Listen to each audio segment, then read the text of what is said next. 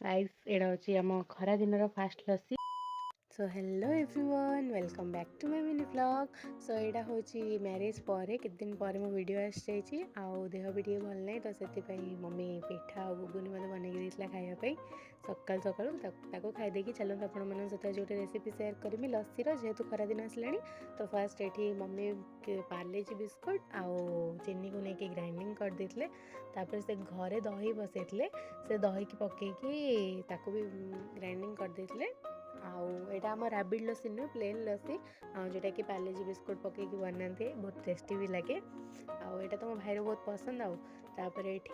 ये सारा रेडी होता मम्मी ये सर्व करने ग्लास रे चॉकलेट सिरप लगे देते देन से लस्सी पकईले तादे आइस पकईकी तादे काजू पेस्ता आउ चेरी एमती सब बॉर्नविटा ये सब जिन पकईकी पूरा प्लेटिंग कर देते भलसे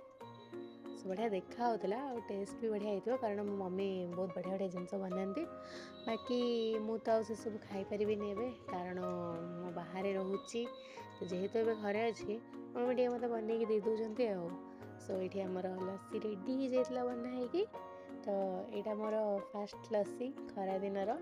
आपर के पीवा को मिले आबे भी मिले तो मुझे सहित निश्चय सेयार करी